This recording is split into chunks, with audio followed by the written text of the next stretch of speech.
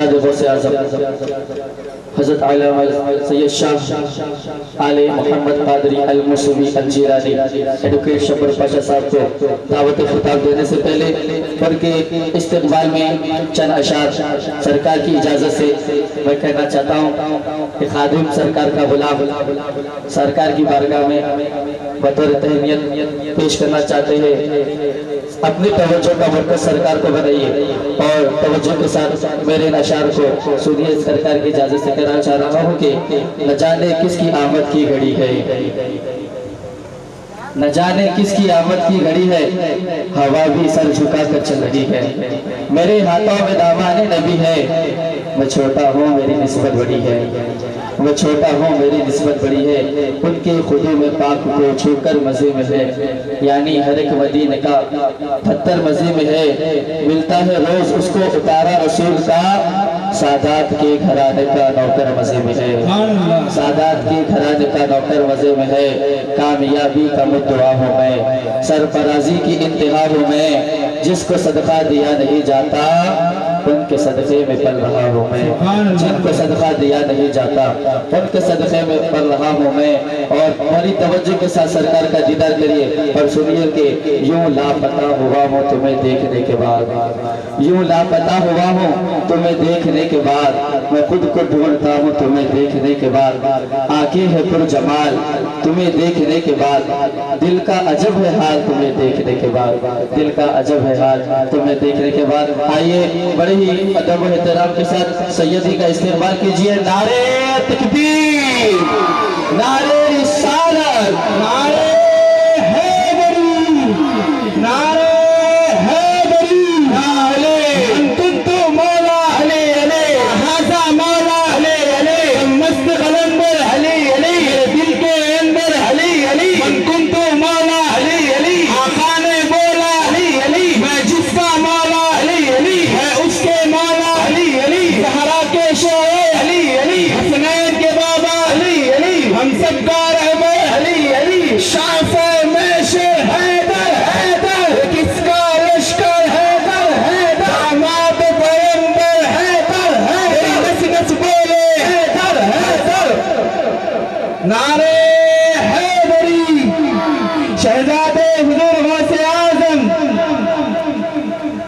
فاتحہ احمد مصطفیٰ سیدنا صلی اللہ تعالیٰ علیہ وسلم۔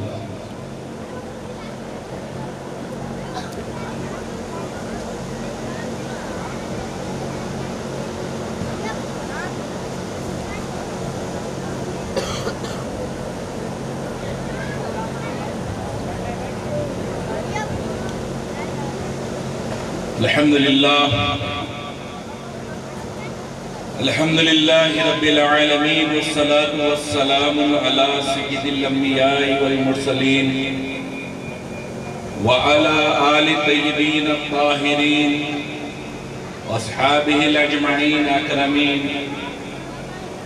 اعوذ باللہ من الشیطان الرجیم، بسم اللہ الرحمن الرحیم۔ لو انزلنا هذا القرآن على جبل لرأيته خاشعا متصدعا من خشية الله۔ صدق الله العظيم وصدق رسول الأمين الحبيب الكريم، ونحن على ذلك لمن الشاهدين والشاكرين، والحمد لله رب العالمين۔ نبی و آل نبی پر ایک مرتبہ بآواز بلند درود پاک کا نذرانہ پیش کریں۔ اللہم صلی علی سیدنا شفینا حبیبنا نبینا مولانا محمد وعلی آل سیدنا مولانا محمد، معدن الجود والکرم، منبع العلم والحلم والحکم، وعلی وارث حالہ ومدر کمالہ، مرشدی وسیلتی محی الدین، الغوث العظم، واسع اللطف وبحر العلم، وبارک وسلم۔ پھول بھیجو نہ پتیاں بھیجو، پھول بھیجو نہ پتیاں بھیجو، پنج وقتہ سلامیاں بھیجو، سبحان اللہ، پنج وقتہ سلامیاں بھیجو، یا نبی ہم نے بھیجے درود کے تحفے، یا نبی ہم نے بھیجے درود کے تحفے، آپ جنت کی چابیاں بھیجو، سبحان اللہ سبحان اللہ۔ آپ جنت کی چابیاں بھیجو۔ اور چھن گئے تاجداروں کے، چھن گئے تاجداروں کے، یا رسول اللہ اپنے پیروں کی جوتیاں بھیجو، سبحان اللہ سبحان اپنے اللہ۔ پیروں کی جوتیاں بھیجو۔ اور پیر و مرشد شہزاد حضور غوث العظم تاجدار اہل سنت سیدی سید شاہ قادی بادشاہ قادی علیہ رحمت و رضوان، سرپرست مدرسہ دارالعلوم قادریہ، بڑی محبتوں کے ساتھ یہ شعر کو پڑھا کرتے اور فرماتے کہ یہ جو شعر سمجھ جائے اس کو عقیدہ اہل سنت مل جائے، کہ ان کے پیچھے جا رہا ہوں میں خدا کے سامنے، ان کے پیچھے جا رہا ہوں میں خدا کے سامنے، کتنی مشکل راہ میں اور کتنی آسانی مجھے، سبحان اللہ۔ کتنی مشکل راہ میں اور کتنی آسانی مجھے۔ شہ نشین پر جلوہ فروز برادر محترم حضرت العلامہ ڈاکٹر نصیب الدین شرفی صاحب،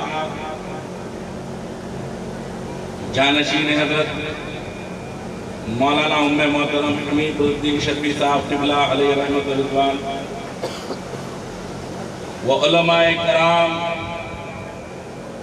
مدرسے ہادہ کے بانی و ناظم مولانا شاہ عبدالرفیق قادری القاسمی صاحب، خلیفہ شہزاد غوث اعظم علیہ رحمت و رضوان، و سامعین اکرام السلام علیکم ورحمت اللہ تعالی وبرکاتہ۔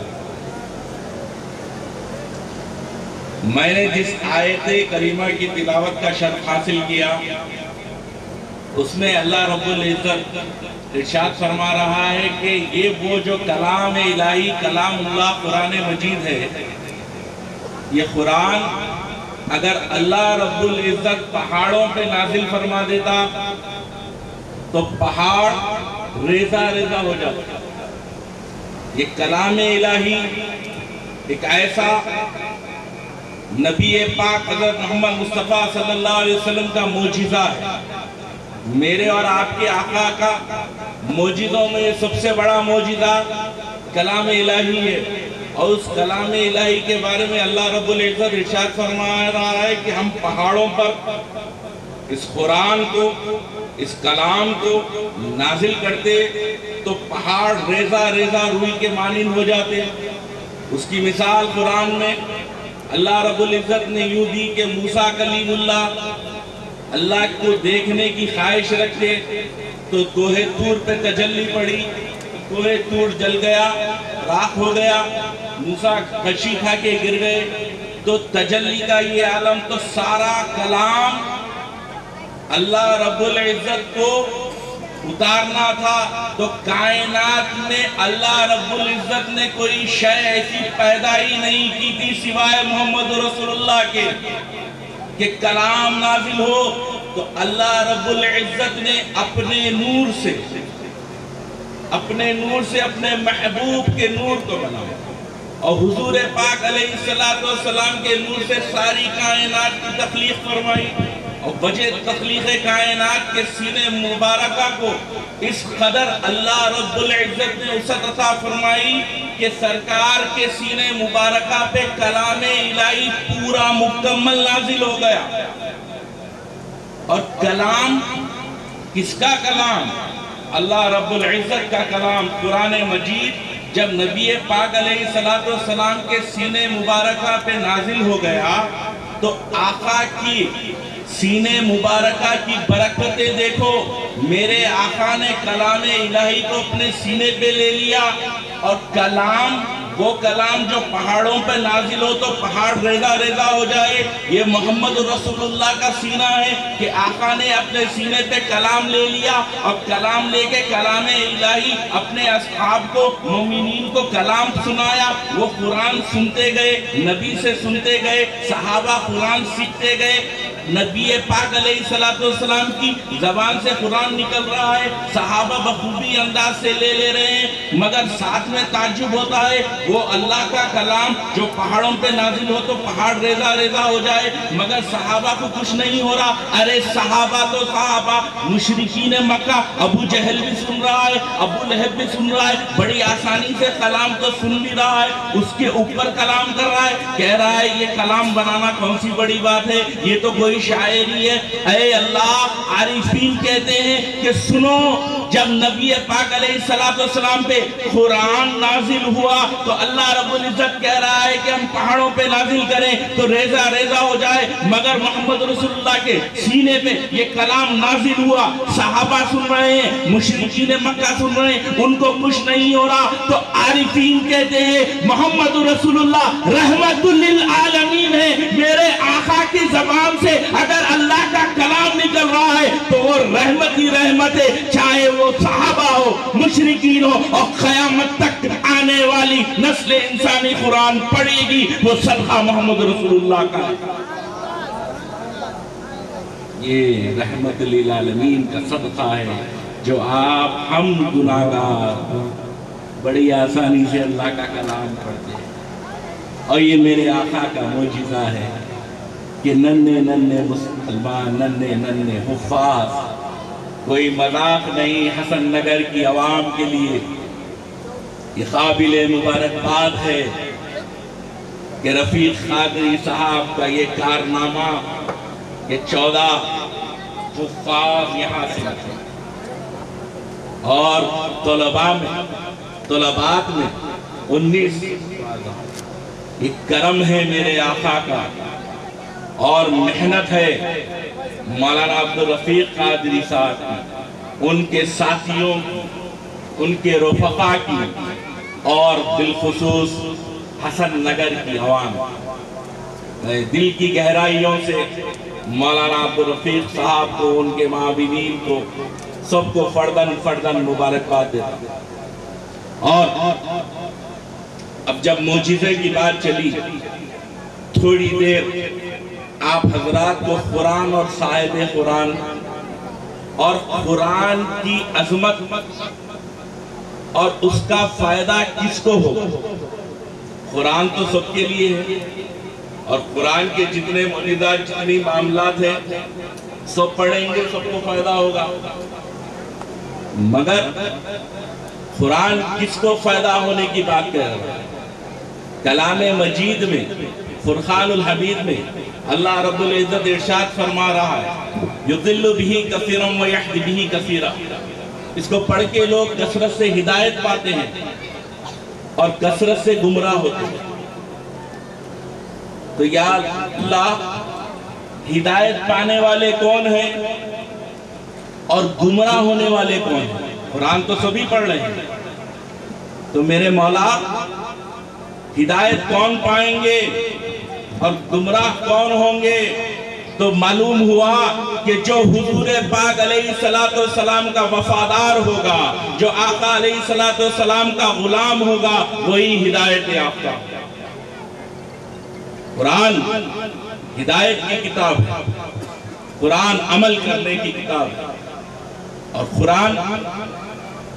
कुरान पाक की अजमतें और इरफान उन्हीं लोगों के ऊपर असरार और रुमूज इरफान खुलता है जो नबी पाक अलैहिस्सलाम से और अहले बैत से जुड़े होते हैं।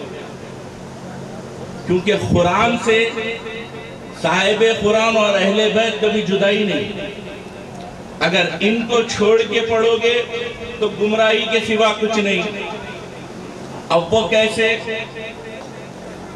तो कुरान जो है, इहदिना सिरातल मुस्तकीम सिरातल लज़ीना अनअमता अलैहिम, قرآن میں ہے کہ اللہ ہمیں دکھا سیدھا راستہ اور ان کا راستہ جو ان پہ تو نے انعام کیا.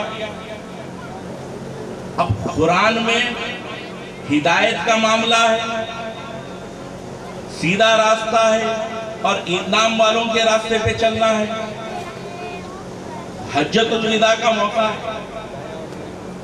1 لاکھ کم و بیش اصحاب کھڑے ہیں، نبی پاک علیہ السلام خطبہ دے رہے ہیں. میرے اور آپ کے آقا خطبہ دے رہے ہیں اور خطبے میں فرما رہے ہیں اے میرے صحابہ، اے میری امت، تم میں 2 بھاری چیزیں چھوڑ کے جا رہا ہوں.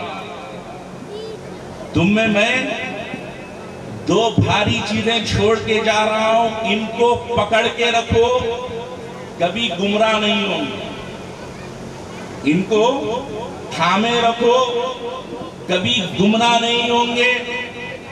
تو وہ 2 بھاری چیزیں کون سی ہیں یا رسول اللہ؟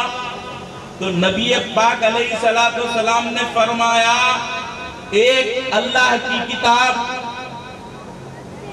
جو اہدنا الصراط المستقیم سیدھا راستہ بتاتی ہے، وہ اللہ کی کتاب، اور دوسری میری اہل بیت، میری طرف. ان دونوں کو جو تھام کے رکھے گا قیامت تک گمراہ نہیں ہوگا.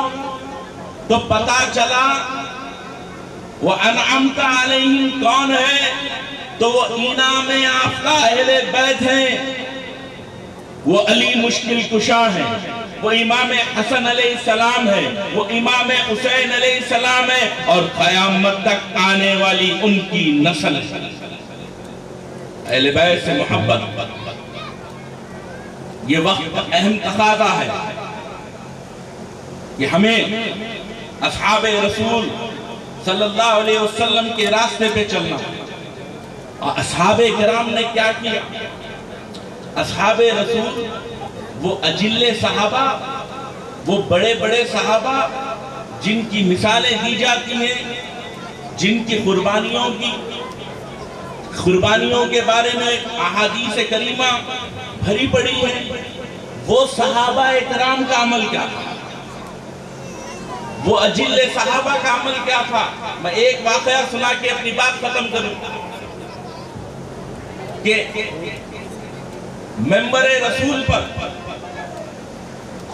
آقا علیہ السلام کے ظاہری پردہ فرمانے کے بعد ممبر رسول پر سرکار سیدنا صدیق اکبر خلیفہ اول تشریف فرمائے اور خطبہ دے رہے.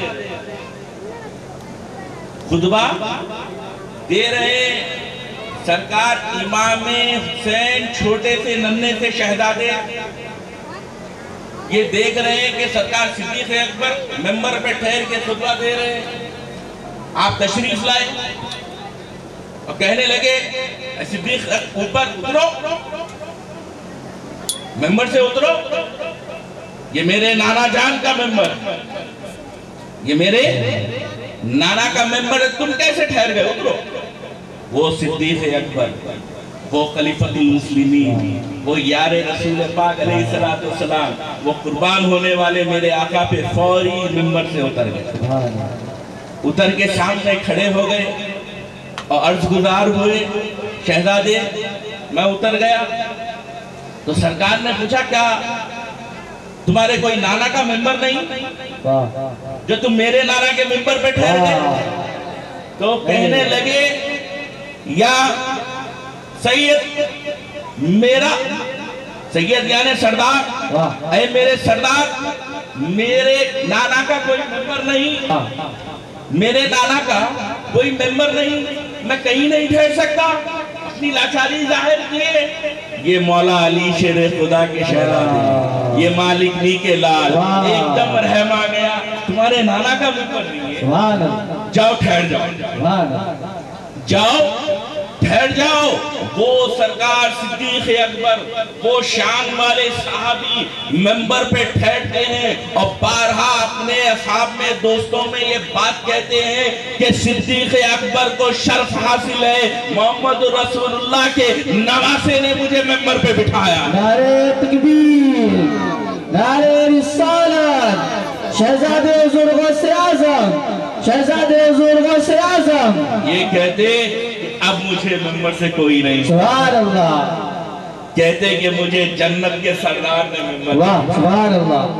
تو ہمیں اصحاب کی محبت کے ساتھ ساتھ صحابہ کرام کے راستے پہ چلنا ہے. اور صحابہ کرام رضوان اللہ تعالیٰ علیہ نے جو کیا وہ کرنا ہے. ہمیں عقیدے صحابہ، عمل صحابہ ایک ہے. نماز رکھو، روزہ رکھو، حج کرو، جہاد کرو، اسلام کے اوپر اپنی سب کچھ قربان کرو، یہ عمل صحابہ ہے. مگر عقیدے صحابہ کیا ہے؟ عقیدے صحابہ یہ ان کو اس مقامات پہ لے جا رہا ہے. وہ صحابہ اکرام جو نبی پاک علیہ السلام کے وضو کے پانی کو زمین پر گرنے نہیں دیتے. وہ صحابہ اکرام، بخاری شریف کی حدیث میں ہے کہ جب آقا علیہ السلام آپ کے ہمارے آقا وضو کرتے تو پانی زمین پہ گرنے نہیں دیتے، پانی لے کے آنکھوں کو لگاتے، چاٹ لیتے، کلی کرتے تو وہ لے کے چاٹ لیتے، صاف کرتے تو وہ لے کے چاٹ لیتے، پاؤں دھوتے تو گھر کے برتن لے کے آ جاتے. اور جن صحابہ کو پانی نہیں ملتا وہ صحابہ ان کے اس دوسرے صحابہ کے ہاتھ چھوٹ لیتے تھے، چاٹ لیتے تھے. یہ عشق صحابہ کا. بتاؤ قرآن میں کہاں لکھا ہے، حدیث میں کہاں ہے کہ رسول پاک نے کہا میں وضو کرتے وقت پانی پی لو، میں پاؤں دھوتے وقت پانی پی لو؟ نہیں، یہ صحابہ کا عشق تھا جو نبی پاک بھی دیکھ رہے تھے، نبی کا رب بھی دیکھ رہا. سبحان اللہ. صحابہ اکرام جو نبی پاک علیہ السلام کے وضو کے پانی سے اتنی محبت کرتے، سوچو نبی کے گھر والوں پہ کتنا قربان ہوتے تھے. سوچو وہ نبی پاک علیہ السلام کی اہل بیت سے کتنی محبت کرتے تھے ہوں گے. کہیں ایسا ہو سکتا ہے کہ نبی سے محبت نبی کے اہل بیت سے نہیں؟ ہمیں عقیدے صحابہ پہ عمل کرنا. سبحان اللہ. وہ سرکار پہ جان نثاری کرتے، اپنی آل اولاد کو قربان کرتے، اپنا مال قربان کرتے اور نبی کے گھرانے کی غلامی کرتے. سبحان اللہ. یہ ہے اجل صحابہ کی آمد. میں زیادہ وقت اس لیے نہیں لے رہا ہوں، میرے برادر مکرم یہاں تشریف فرما ہے. میں چاہتا ہوں کہ حضرت کو بھی میں روحانی عرفانی خطاب سنوں، اور میں دل کی گہرائیوں سے تمام حضرات کے لیے دعا گو ہوں. اللہ رب العزت اس محلے پہ رحمت عطا فرمائے، کرم عطا فرمائے، اور ان حفاظ کرام کے والدین کو دل کی گہرائیوں سے مبارکباد دیتا ہوں. اپنے بچوں کو عالم بنائے، حافظ بنائے، اور بے شمار نعمتوں سے اللہ پاک اس علاقے کے مسلمانوں کو سرفراز فرمائے. اس درسگاہ کو، دارالعلوم کو آپ یونیورسٹی کی شکل عطا فرمائے. وآخر دعوانا الحمدللہ رب العالمین.